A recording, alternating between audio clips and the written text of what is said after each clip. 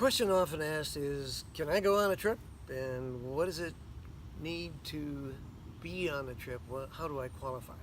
I require but do not furnish the motivation for this experience. That's the single biggest thing. After that, the skills I think we can pretty well carry on and teach as we go. After all, that's the nature of what we do. This is a teaching mission, and we do that for the indigenous folk there as well as those that accompany us. And it's a group effort so that you share and learn from all. It's not one man leading all the others. And in fact, the biggest component of it that a lot of people report is the cross-fertilization they get from the people that are actually living in the environment there. Now the motivation. I'd like to have a rip-roaring adventure. I'd like to have this kind of thing that I see you going off to exotic spots, and I'd like to meet these unusual people. Yes, that is part of it. However, that's not our primary purpose. The purpose of this mission is to get out there and to have transformation, both of self and the environment there, and to learn together in it, and to deliver good health care and impart that to others to keep it going. So if you want to go skiing, or you want to go whitewater rafting, or you want to go scuba diving, that's a free and understandable objective that you should do pretty much on your own. Just getting there is a big enough adventure for a number of us. And we take in the environment and we don't superimpose our own environment on theirs, so that we learn from that. But that's a secondary benefit, not the primary purpose for going there. So this is not a travel agency. This is not a tourism. What is it that we do when we are there? The rewards come back very quickly. An example of this. I know that the message has got through and transformation has occurred when we are working all day long and we have our tutorial at night. And then I say, this weekend we're going to go off and do a bit of an exploration hike up into a jungle rainforest there and go swimming in a pool under a waterfall. When one of the students will come back to me, can we have another clinic? The rewards of this are much more. I can go swimming somewhere else. I can always go hiking somewhere else. But this is a unique experience. I've never had an opportunity like this. I can understand that, and I see how it's coming along when they say, this is my motivation, this is what I will help lead you through. I do not furnish an experience. That is yours. I'm just the usher that gets you there. After that, it is your experience, and how you extract from that depends a little bit on how much you put into it, and it's true of almost every part of life's experience. What you get is pretty much what you put into it, and in this instance, in no better example, the people have come in and have learned from each other. Together we are made better than we are, and certainly better than each is. One question I have is, what is transformational learning? There are a number of things that you can pick up as you go from day to day, and I can say, here's a list, and we're going to go through that list. And at the end of that day, did you learn A, B, C, and D? Yes, I picked that up. That is transactional. That means you have now accrued a couple of facts that you didn't have before. You could have got that by reading. You could have learned that by some other means. Transformational learning is usually characterized by an overwhelming input of a lot of things in a strange environment that you haven't been familiar with before. And in the course of all of these people coming to you, each of whom have different life orientations, different styles, different language, different culture, different cuisine, different religion, all of these other component pieces come to you, and you say, wait a minute, I was pretty comfortable. I had everything rather well figured out up until this point. I had graduated from grade school, I got good grades, and I got the course. But these people never did that. They have a different way of living, and how is it that all this happens? This is called the disorienting dilemma. It's almost pulling chaos from a pattern. It is almost the process of figure and ground. I have all of this stuff that's going on. Where is it that I can now understand this? And to do that, you don't just accrue new facts. You have to change yourself. And one of the more characteristic things that's said as we go along in these processes is not, I learned a lot. Everybody doesn't write that down because it's so obvious that they don't even mention it. The uniform response is, I will never be the same. I am a new and different person than I was before we started. It is called the most intensive learning experience that is possible. It's learning outside geography, political boundaries, comfort zones. It is outside whatever you've known before. And to do that, you have to have a mind expansion. And the mind is relatively inelastic in this. It doesn't snap back to where it was before. In a transactional learning, you can displace one fact with another. You can accrue 20 new things that you didn't know before and say, well, I'll shuffle off 2 of those that I don't believe. In transformational learning, you have become a new and different understanding, and you reach a certain level. I'll give you an example. All of life is a bit like this in very big jumps forward with any bits of our understanding. Isaac Newton is sitting under a tree. An apple falls, and he figures out, wait a minute, the moon is falling toward the earth, and all things are in some sort of relationship to each other. It's like a giant machine. It's a giant watch. There must be a watchmaker. This mechanics of understanding physics was pretty satisfactory. It tells you 1/2 mv squared. That tells you something about how fast you can go with the mass and the velocity, comes up with the energy requirements, and it works, but not quite. Along comes someone else and says, wait a minute, it's not mechanical. There's something new involved in this, and the new equations are something that we're going to reduce down to E = mc squared. A fellow working in a patent office comes up with that equation, and now it is that we understand energy is not mv squared 1/2. It is the speed of light squared times the mass. A brand new understanding. And now we've got it, and we can make very big and marvelous things out of that, and also treacherous things that are destructive. But not quite.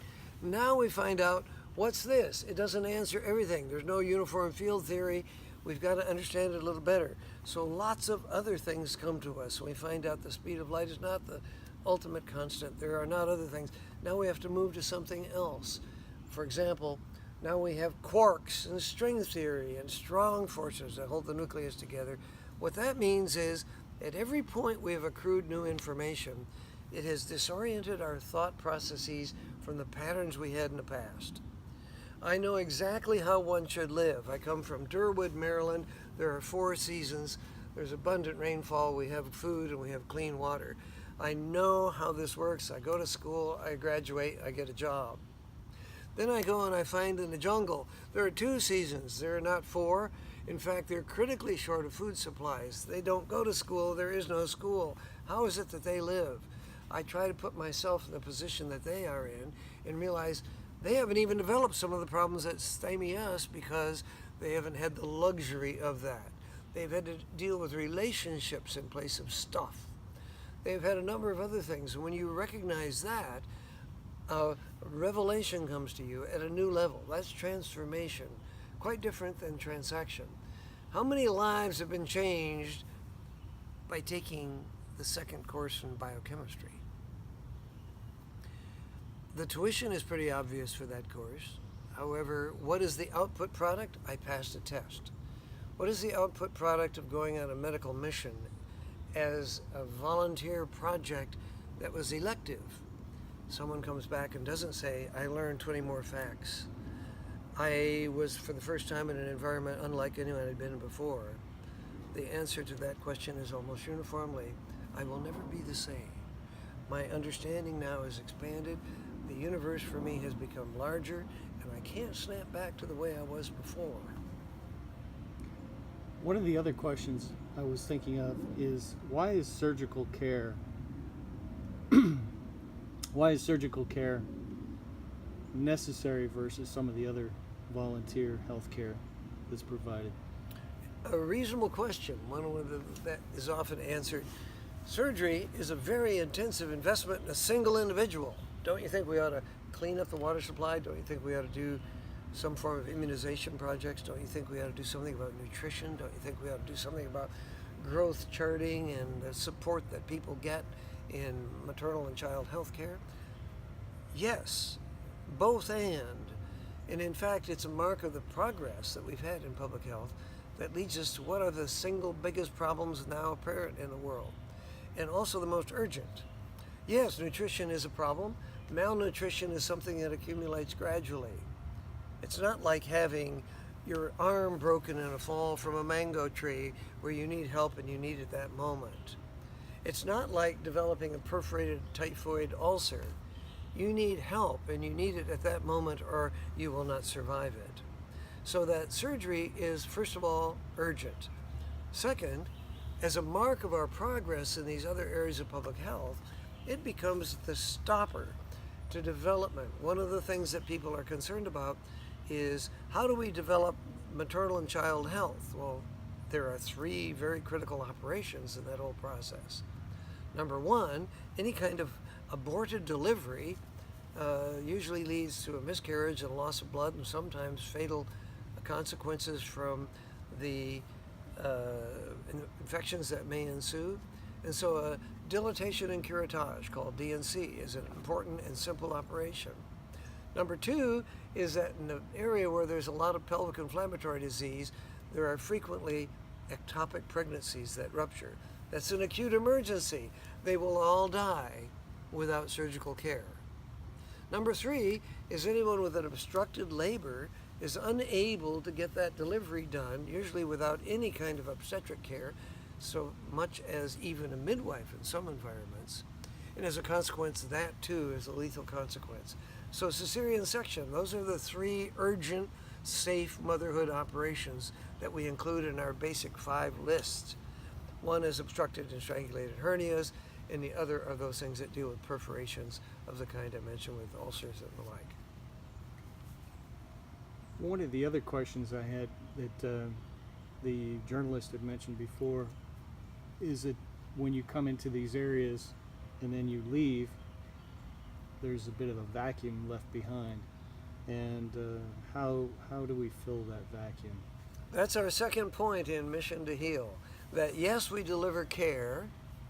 We attempt to do that the best we can, efficiently and with a great efficacy, and do that pretty well. But second is that our primary purpose is an educational one. This is a teaching environment. We should never go into an environment where people may not even know that they have capable of getting a care. For example, people have walked around with a cleft lip forever, meaning that there are adults there with that problem, the malformation, whereas a child in this environment would be picked up immediately and would be cared for rather soon. Now they are aware that there's a treatment for this, and then you bring it in and carry it out. That leaves behind an enormous frustration. That vacuum is what we try to not have follow us, and in fact it should be filled with the skill that we transplant. Our effort there is not to deliver care and take over the healthcare burden of the society, but to enhance the care that's already there and being given by the go-to caregivers there. So our purpose is to find someone, train them up to the level at which they can handle those 5 emergencies and do them well. And then when we leave, they are continuing to be done because we leave a certain amount of equipment with them, but more importantly, the skills with which that equipment can be used. So always our goal is to indigenize care. To be a little more blunt about it, my job is to work my way out of a job. They should be able to do it, and perhaps do it better than I. Not almost as good as, because they are embedded in the culture, so they know the appropriate technology. They're not going to be wasteful. If they have very limited supplies, they're not going to squander them all in the first case, which is often the problem with a first world individual who comes on over and goes with a profligate supply and uses them all up quickly. Our job is to use them appropriately, carefully, and then leave with them the skill that will allow that to continue afterwards.